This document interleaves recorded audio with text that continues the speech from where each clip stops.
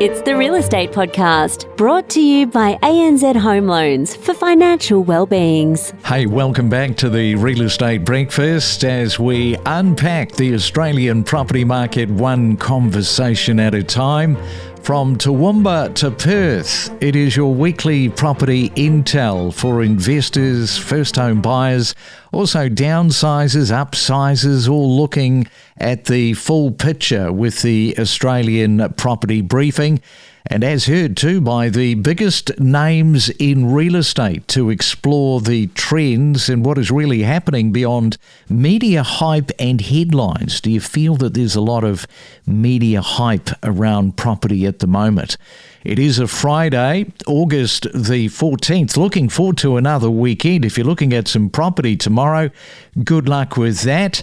If you're celebrating your birthday, you're sharing it with Hailey Berry. Can you believe she is turning 60? It says here that she's an award-winning actor. I'm not sure what that film is that she won an Oscar. You might know it. And it was also on this day back in 1975, the Rocky Horror Picture Show. That premiered in London. And the cult film journey continues until this day. It kind of segues me into asking this question. Is the Australian property market a horror show that is unwinding at the moment? It is turning, no doubt about that, and the banks that have made an awful lot of money financing the boom are now feeling the change in direction. There's no doubt that the recent tax reforms have taken some oxygen out of the market that has pretty much been running hard over the last 25 years. And it's not so much about whether property prices can fall. We know that they can. It's whether Australia can unwind decades of property inflation without creating this, much bigger social and financial problem. Yeah, I know.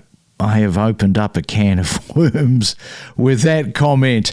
Let's take you to New South Wales right now. We're catching up with Adam McGrath. He is the Managing Director from Ray White in Shellharbour City. And welcome to you, Adam, onto the Real Estate Breakfast. We have never, ever, ever featured Shellharbour on the Real Estate Breakfast. Not once.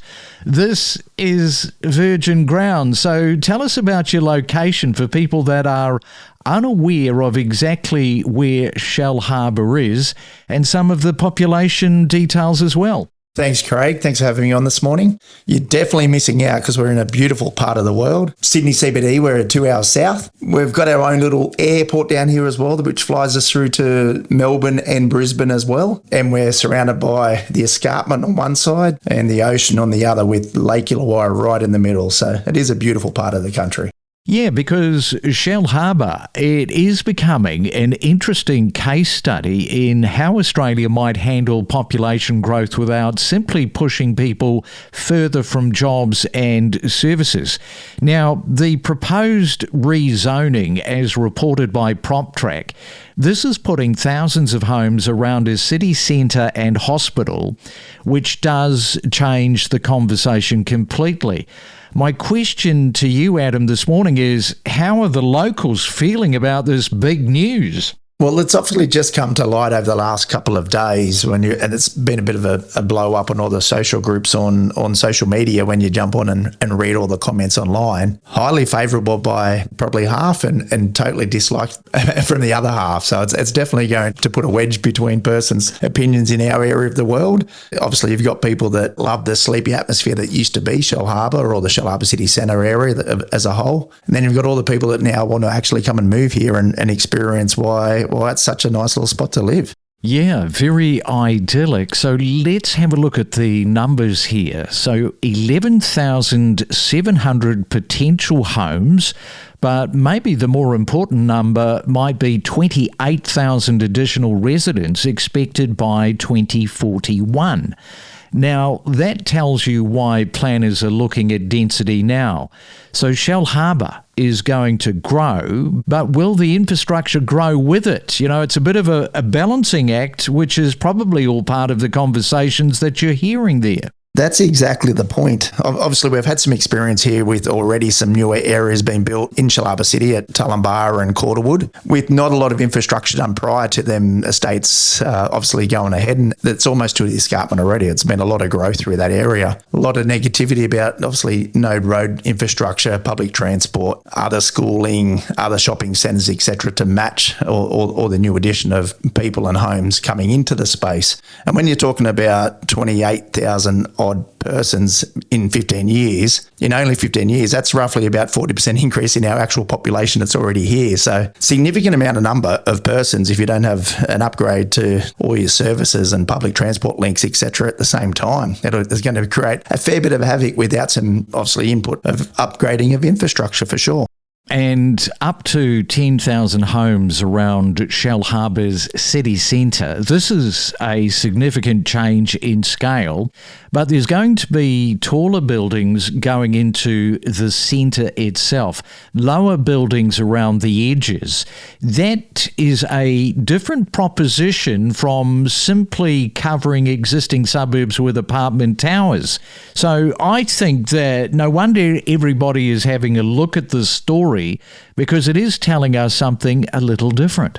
Well, it's totally transforming what the area is. In where we're up to, the highest building we've ever had is up to about 8 levels up in that city centre area. They've built recently a couple that have exceeded that down in the Shell Cove precinct, but that was pre-planned and everyone knew about it from many years ago, so it wasn't just thrown out and people were unaware that was going to occur. But going to that size up in that city centre area, and there's already been, I think you're up to about 6 or 7 towers up there that are already built. They have not always been popular, and so many persons have actually gone broke on the way of building things, and properties still a fair few years old have never still been sold to this day. So it's going to be very interesting to see who's going to be game enough to take on this sort of build in this area that hasn't historically been well received by people in the space. It's got to be pretty exciting for you though, eh? A real estate guy, you've got your own real estate franchise company there. I mean, are you licking your lips? As you said, it's a double-edged sword because it is obviously great for the growth of the area, but without the infrastructure being added into that as well, it can be a real deterrent and bring what is a really good area that's very popular and going along swimmingly as it is anyway in a negative impact. So it's going to be an excellent journey to see what happens over the next 15 years because it's a very adventurous what they're trying to achieve. Yeah, and tell us a little bit about up to these 1,700 homes alongside healthcare jobs, which is going to create something that Australia desperately needs, places where people can actually live near where they work rather than commuting these long distances every day. That's got to be a real plus. I think that's fantastic planning. It's probably the best thing that come out of all of this planning that's come along. And the other advantage of what they're doing in that area where the hospital is, you actually already have an upgraded train station it'll be within a 2-minute walk to all these places that they're talking about building. So the infrastructure somewhat is there for public transport. It's just the one road in, one road out scenario for infrastructure for the residents getting in and out of there via vehicles. The only other unfortunate thing about it, they're building these brand new hospital, which is fantastic. It's really coming ahead. The external facades and stuff are starting to show onto the outside, so you can see what's going to be there. But they've got a hospital for an area now, which is brand new, that's going to house, or they're hoping to house 100,000 people without a birthing unit in it. So that's again some of the talk of the infrastructure that you think is a little bit crazy, where some pre-planning needs to happen a bit more thoroughly before they go ahead and do some things. All right, we are talking to Adam. This is pretty exciting stuff. We've got more after this. Every morning from 6 a.m, we bring you the latest real estate news with diverse perspectives from leading industry experts. We deliver the most property podcasts across Australia every week. Eager to expand your property expertise? Enhance your real estate know-how with us. Now, for mortgage holders, Tuesday's RBA decision was probably less about celebration and more about the relief factor. The cash rate stayed at 4.35%, meaning nobody has woken up in the last few mornings having to find another chunk of money for their mortgage. After 3 rate rises this year, sometimes, and I'd be curious as to what you feel about this, no change is actually good news. If you'd like to get in touch with us, our email address, myrealestatepodcast@gmail.com. It is a Real Estate Friday. We are talking to Adam in Shellharbour, where it is going off. And Adam, I'll get you to tell us a little bit more about the 14 hectares of proposed public open space. You know, they've got walking connections, transport improvements and new community facilities that are all part of this Shellharbour plan. And I guess density works far better when you're building an actual neighbourhood, not simply just adding buildings. That is a fantastic thing about the plan, is how much open space is currently there in the surrounds. And having obviously some high density, it's imperative that you have the public open space around for people's own sanity and health. It's going to be really exciting to see what is planned in the facilities around the higher rise. And I think it's going to be really well received, that part of the development, by everyone within our community. And seeing obviously upgrades to existing shopping centres all in that area where things are planned, it is a super exciting time. Done really well. So pretty exciting. Can't wait to see what the outcome will be. You know, I said at the top, we supply a lot of intel for our listeners. I think the investors, their ears have pricked up, Adam. They're listening to you and I talk about your local area. I reckon you're going to get a few phone calls after this. There's no doubt we're going to do so. And it's always been a popular area for investors. We're an hour and a half to the airport. We've got a direct train line straight into the Sydney CBD. The new Western Sydney Airport's not far away, which is even closer than the existing Kinfield Smith is. It's an investor's hotspot. You've got, as I said, you've got the ocean. You've got all the beautiful Southern Highlands within half an hour to 40 minutes away. And then you're going 10 minutes south, you're in Kiama, which is one of the South Coast's hotspots as well. Now, I should put a little bit of a caveat on this, because for property owners, re-zonings like this one, they're worth watching closely, because they can change the value equation across an entire area. But development potential doesn't automatically mean instant profits. As we've discussed, infrastructure planning rules, timing, and the eventual amount of new supply, it all matters. And I can hear some nervousness in how you have explained this, Adam, because it's not a given.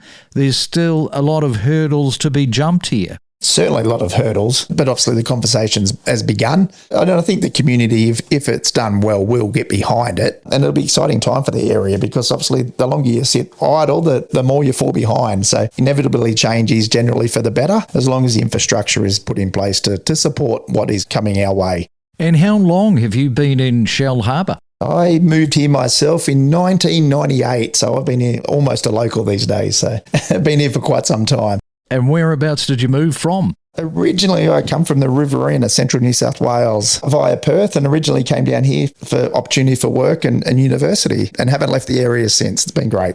All right, well, we'll leave it there. Good stuff, Adam. That certainly gives us plenty of information on what is happening in Shellharbour City. All the best. I'm sure that we'll talk again when this really starts to crank up. Enjoy your Friday, and thanks for coming on to the Real Estate Breakfast this morning. Looking forward to it, Craig. Thank you. Have a good weekend. Listen to expert perspectives with exclusive real estate conversations, and supercharge your knowledge base with us. Are we effectively restricting the amount of housing available before construction even begins? Look, that's a really good question, Craig, and we see in the report that this is really occurring at 3 levels. So the first is in the land use supply rules. Then there's the approvals process, which can be slow and take people a long time and require lots of referrals and cost. And then there's also the connections to important infrastructure, transport, utilities and the like. I think the report is also saying that the housing supply isn't just a property issue, it is an overall economic issue for the country at large. Absolutely, Craig. So if people can live close to family and to work and other connections, we know it is better all around. It's better for the community and it's better for the economy. Things that, for example, require a certain number of car parking spaces, certain sizes of apartments, things that people should be able to choose for themselves.